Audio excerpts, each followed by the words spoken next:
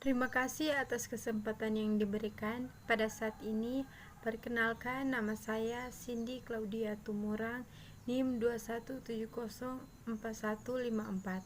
Pada saat ini, saya akan membahas tentang dasar promosi kesehatan. Definisi promosi kesehatan. Promkes adalah upaya memasarkan, menyebarluaskan, mengenalkan kesehatan atau upaya-upaya sehingga masyarakat menerima dan mengenal upaya-upaya kesehatan tersebut dan mau berperilaku hidup sehat atau pendidikan kesehatan. Konsep promosi kesehatan. 1. Menerapkan perilaku hidup bersih dan sehat atau PHBS. 2. Cuci tangan pakai sabun atau CTPS. 3. Mengkonsumsi makanan sehat seperti buah dan sayur. 4. Tidak membuang sampah sembarangan. 5. Melakukan kerja bakti untuk menciptakan lingkungan sehat. 6. Menggunakan pelayanan kesehatan. Visi promosi kesehatan.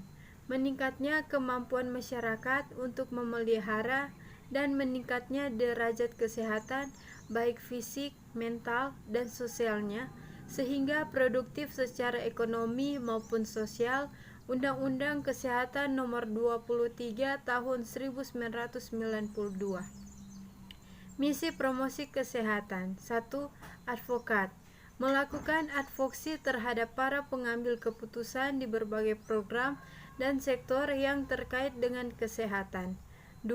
Mediat. Menjadi jembatan yang menjadi kemitraan dengan berbagai program dan sektor yang terkait dengan kesehatan. 3. Enable. Memberikan kemampuan atau keterampilan kepada masyarakat agar mampu memelihara dan meningkatkan kesehatan mereka sendiri secara mandiri. Ruang lingkup promosi kesehatan. 1. Pendidikan kesehatan. Dengan penekanan pada perubahan atau perbaikan perilaku orang atau masyarakat melalui peningkatan kesadaran, kemauan, dan kemampuan. 2. Pemasaran sosial. Dengan penekanan pada pengenalan produk atau jasa kesehatan melalui kampanye atau promosi. 3. Upaya penyuluhan dengan penekanan pada penyebaran informasi. 4. Upaya peningkatan dengan penekanan pada upaya pemeliharaan dan peningkatan kesehatan. 5. Upaya advokasi di bidang kesehatan dengan penekanan pada upaya untuk mempengaruhi lingkungan atau pihak lain agar mengembangkan kebijakan yang berwawasan kesehatan. Sasaran promosi kesehatan. 1. Sasaran primer. Sasaran utama yaitu pasien, individu sehat, dan keluarga atau RT. 2. Sasaran sekunder. Para pemuka masyarakat baik pemuka informasi maupun formal organisasi. 3. Sasaran tersier. Para pembuat kebijakan publik yang berupa peraturan perundang-undangan di bidang kesehatan dan bidang-bidang lain yang berkaitan serta mereka yang dapat memfasilitasi atau menyediakan sumber daya. 5. Tingkat pencegahan menurut Level and Clark. 1. Promosi kesehatan atau health promotion. Dalam tingkat ini dilakukan pendidikan kesehatan, misalnya dalam peningkatan gizi, kebiasaan hidup, perbaikan sanitasi lingkungan seperti penyediaan air rumah tangga yang baik, perbaikan cara pembuangan sampah, kotoran, air limbah, hygiene perorangan, rekreasi, persiapan memasuki kehidupan pranikah, dan persiapan menopause. 2. Perlindungan khusus atau specific protection. Program imunisasi sebagai bentuk pelayanan perlindungan khusus. Pendidikan kesehatan sangat diperlukan terutama di negara-negara berkembang. 3. Diagnosis dini dan pengobatan segera atau early diagnosis and prompt treatment. Karena rendahnya pengetahuan dan kesadaran masyarakat terhadap kesehatan dan penyakit, maka sering sulit mendeteksi penyakit-penyakit yang terjadi di masyarakat. 4. Pembatasan cacat atau disability limitation. Oleh karena kurangnya pengertian dan kesadaran masyarakat tentang kesehatan dan penyakit, maka sering masyarakat tidak melanjutkan pengobatannya sampai tuntas. 5. Rehabilitasi atau rehabilitation.